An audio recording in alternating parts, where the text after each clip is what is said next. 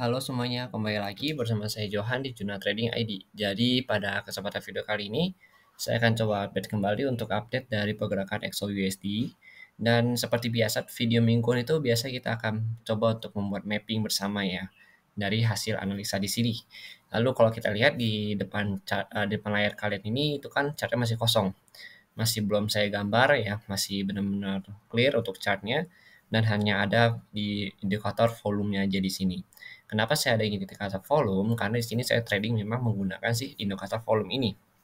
Lalu kalau kita lihat di sini, ini adalah time frame 4 jam, di mana time frame ini adalah time frame biasa saya gunakan untuk melakukan analisa. Ya, kalau untuk analisa semua, saya selalu menggunakan si time frame yang 4 jam ini. Jadi, memang si video ini nantinya itu akan lebih panjang karena memang kita itu akan menjelaskan beberapa bagian yang akan kita buat jadi mapping gitu dari si chart ini yang masih polos ini begitu. Nah, di sini pertama kali kita akan cari dulu nih untuk area supportnya. Kalau untuk area support ya, support itu ada di sini. 168081. Ini ada area supportnya dia.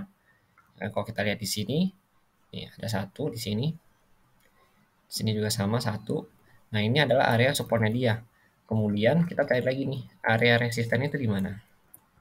Yang pertama kali kita cari saat ini adalah satu level yang paling berpengaruh untuk harga yang kita jadikan sebagai area resisten. Nah, kita lihat di sini dulu. Ini kan ada current price ya. Current price itu kan reject nih kalau kita perhatikan.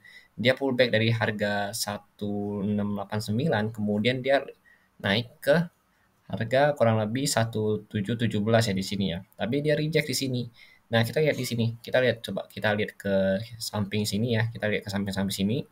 Nah, di sini itu dia ada beberapa candle.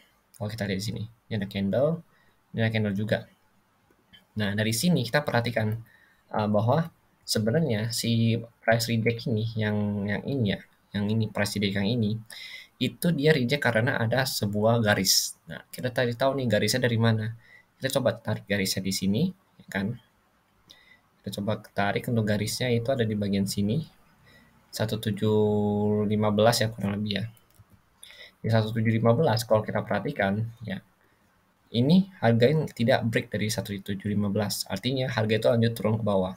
Begitu harga break dari sini, ini kan kena breakout nih. Ya kan kena breakout, begitu harga break, dia naik ke atas. Dan dia ketahan di area 1715 ini. Nah ini. Nah ini ya. Terus ini juga sih sama. Dia tidak break, dia turun ke bawah. Nah, sama hal dengan yang ini. Yang ini itu dia breakout nih. Jadi ini adalah area breakoutnya dia kalau kita perhatikan. Ya, ini area breakout dia.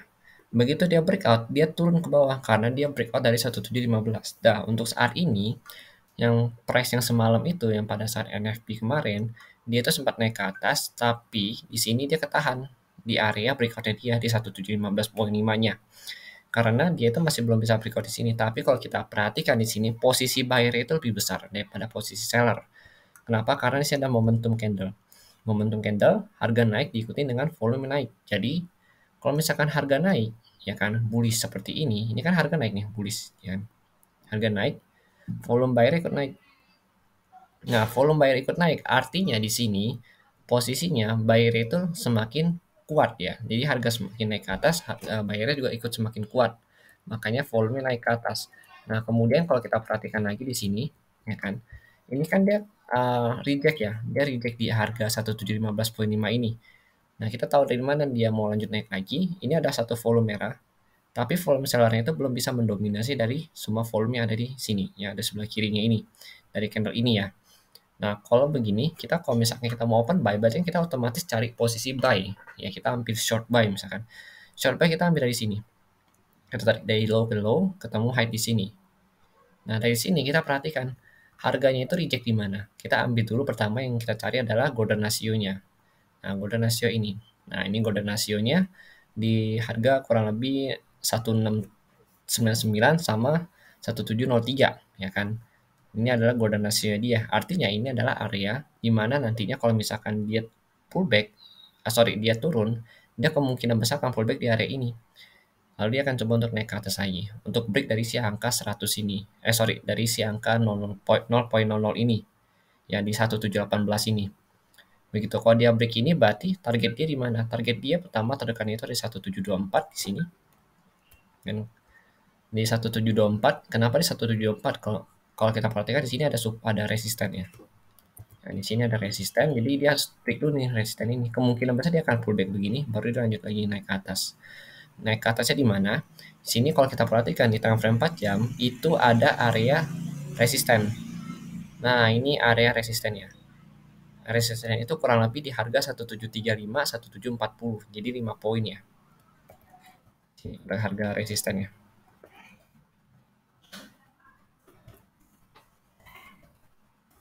Ini untuk harga resisten, sorry. Ini maksudnya supply.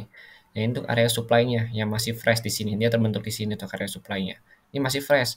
Jadi kemungkinan besar dia itu pullback dulu ke sini nanti. 1725 kembali baru dia coba untuk naik ke atas. Jadi dia seperti membuat struktur untuk naik ke atas begitu. Nah, kurang lebih nanti dia kalau misalkan break order 1715, dia akan ke 1725 dulu, lalu pullback ke 1715 lagi untuk retest. Kemudian dia akan lanjut naik ke atas. Itu kalau dia mau naik, atau dia bisa langsung break naik semuanya ya. Langsung naik ke 1735, 1740 ini. Tapi kalau misalkan dia tidak bisa break dari 1725, maka penurunan itu atau ditambah lagi dia tidak bisa break dari dia nggak bisa pullback dari area golden ratio ini, ya dia nggak bisa pullback dari sini, berarti dia akan turun lagi ke bawah, retest ke sini 1688 sampai terendahnya itu di sini. Ya kalau dia breakout sini berarti dia pertama targetnya itu 1682, kemudian terendahnya itu di 1670 atau pas di Fibo 161.8 nih, 1670.6 ya di sini. Begitu. Tapi kalau kita perhatikan memang dia cenderung untuk koreksi, tapi di sini itu ada height dia kan yang sebelumnya. Yang ini. Height dia ini ada supply sebenarnya. Ini ada supply-nya dia. Supply itu belum ditembus sama dia. Supply-nya itu kurang lebih 1715, 1716. Jadi kurang lebih supply ini hanya 1 poin aja, begitu. Sorry, 1711 sampai 1716 ya untuk area supply-nya di sini.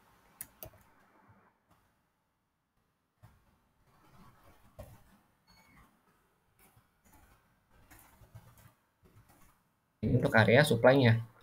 Yang saat ini lagi diuji sama dia. Makanya kalau dia nggak bisa pullback, nggak bisa breakout dari supply ini, dia akan turun. Pertama target turunnya itu di sini 1711 udah dicapai sama dia, kemudian kedua itu ada di 1706, kemudian ketiga itu di sini 1703 sampai 1699. Ya, ini adalah area turunnya dia.